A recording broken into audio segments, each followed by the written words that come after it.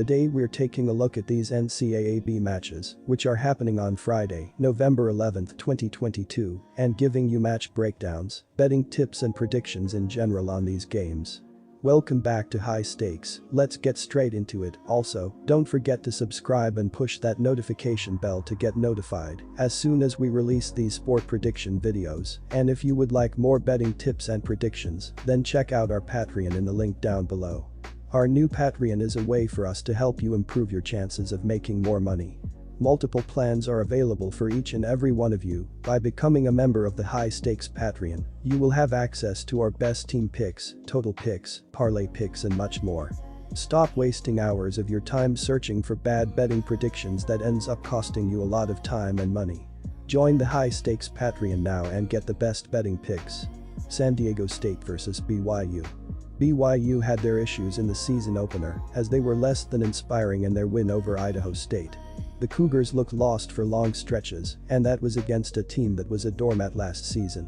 Now, BYU has to contend with a San Diego State team that is ranked extremely tough on the defensive end of the floor and who brings one of the most experienced rotations in the country to the floor. Dutcher's team is 33rd in average experience with 2.49 seasons of experience according to KenPom, while BYU is 209th in that category with 1.47 seasons of average experience. You can be motivated by the Cougars after seeing them stumble in the opener. Take San Diego State at home as they prevail in this contest. Take the San Diego State Aztecs. San Diego State was the second most efficient team in the country last year, and the Aztecs also returned 4 key starters from last year's successful 23-win team. BYU is breaking in a new offense that focuses on three-point shooting and pushing the tempo, but the Cougars will face a very tough SDSU defense on Friday.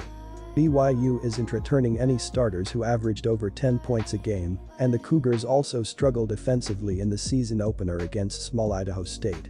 It will likely take time for BYU to become as good as it was last year, and SDSU should be able to limit the Cougars' offense.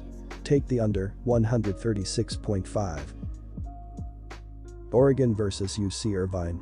The season got off on the right foot for UC Irvine as they scored 49 in the first half and 47 in the second on their way to a 96-50 victory over Chapman.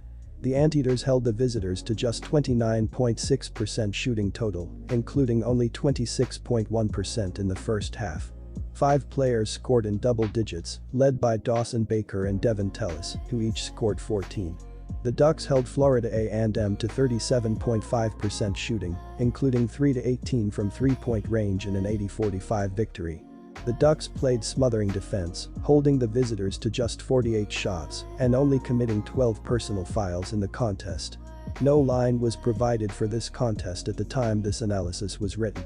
While the Ducks are going to be shorthanded, this is a team that thrives on their tenacious defense. They make it very difficult for opponents to find open shots and are disciplined enough to not draw fouls.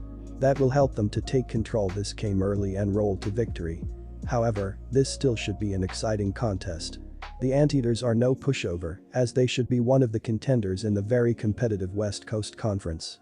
Oregon at home is a tough matchup for anyone, and it will be too much for UC Irvine in this game. Take the Oregon Ducks for the win.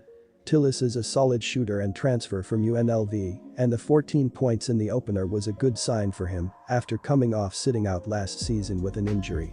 Baker is the lone player for the team that averaged double figures last season, 11.2 ppg, and he will be counted on for his scoring and perimeter defense. 6'11" FW Dean Keeler came off the bench and went for 8 points in the opener, and he is an important cog in the middle, and he will be tested by the solid Oregon frontcourt.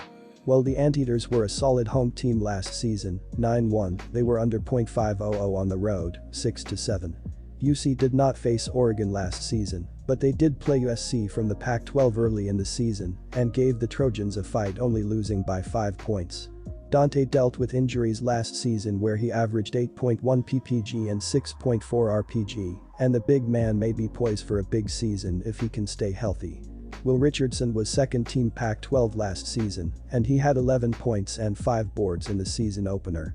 Kel Ware is a 5-star incoming freshman that has a high ceiling and went for 8 points and 5 rebounds in the win over Florida A&M. Oregon has a lot of talent up and down the roster, and with Dante and Ware in the paint, the Anteaters have their work cut out for them scoring in the paint. Last season Oregon was 12-5 at home. I am leaning towards the under in this game even though both teams can score. The Ducks are athletic, but I do not see them playing a fast-paced game since they have some big-time interior scorers. They did not shoot well in their season opener, and they will be facing a UC team that has a good defense. Oregon has size inside and a backcourt that can defend well. They will kill it on D in this game, keep the Anteaters from putting up many points. Look for this non-conference game to be close to the total, but with two solid defensive teams, the under 137.5 points is the pick. UCLA vs Long Beach State. Long Beach State shot 50.8% from the field to down California Baptist, 79-64. The Beach took just 10 3-point shots, hitting 28 of 53 shots from inside the arc.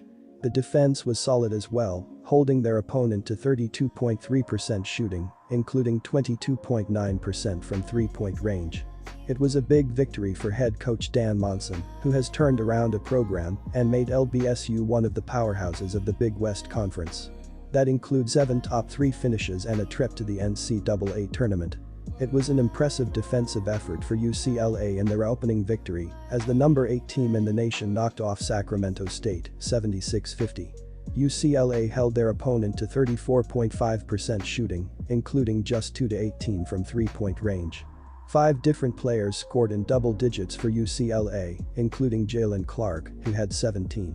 Long Beach State has some horses, and they should be a team that can keep up with most opponents. However, this UCLA team is absolutely tenacious.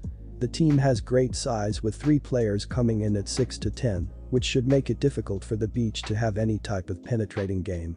They are going to have to win this contest from beyond the arc, but taking 10 3-pointers is simply not going to win this game. David Singleton had 13 points in the opener, needing just 25 minutes to reach the mark. His success proves how deep this team is, as there are 4 players who could take over a contest at any point. Singleton knocked down all 3 of his 3-point attempts in the last contest, and it is the outside shooting that gives UCLA a clear advantage. Take the UCLA Bruins. Dan Monson is in his 16th season at the helm of the Long Beach State 49ers. He was awarded Coach of the Year 4 times and is the Dean of the Big West Conference. The Beach is coming off a 2013 season with a 12-3 conference record. They lost to BYU in the first round of the NCAA 93-72. The Beach returns 2 starters in sophomore guard Joel Murray and sophomore guard Jaden Jones. Murray was the leading scorer with 16.7 points per game, and Jones was third with 10.5 last season. Mick Cronin is in his 4th season coaching the UCLA Bruins.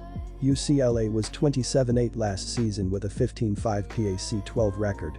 They were seeded number 4 in the NCAA tournament and lost to number 8 seed North Carolina by a score of 73-66 in the semifinals. The starting lineup of the Bruins has 3 returners and 2 immediate impact freshmen. With the departure of star guard Johnny Juzang, who is now on the roster of the Utah Jazz, point guard Tyger Campbell will be leaned on more this season by Coach Cronin. Coupled with 5-star freshman Amari Bailey, the duo is considered the most dangerous backcourt in the Pac-12. Campbell shot 41% from behind the arc last season and averaged 11.9 points per game. More importantly, he led the team with 4.1 assists while only turning the ball over 1.3 times. UCLA loves to score points when they play Long Beach State. In the last 2 affairs between these 2 groups, UCLA scored both 96 and 100 points. In their first game against Sacramento State, they only scored 76. UCLA will improve on that and bring their scoring average higher, while maintaining their high field goal percentage. Long Beach State is generally good for a mid-70s point game. In this matchup, they will struggle to get it there. However, UCLA will score more than enough points on their own to get this one over the total, even if Long Beach falls short. Take the over 144.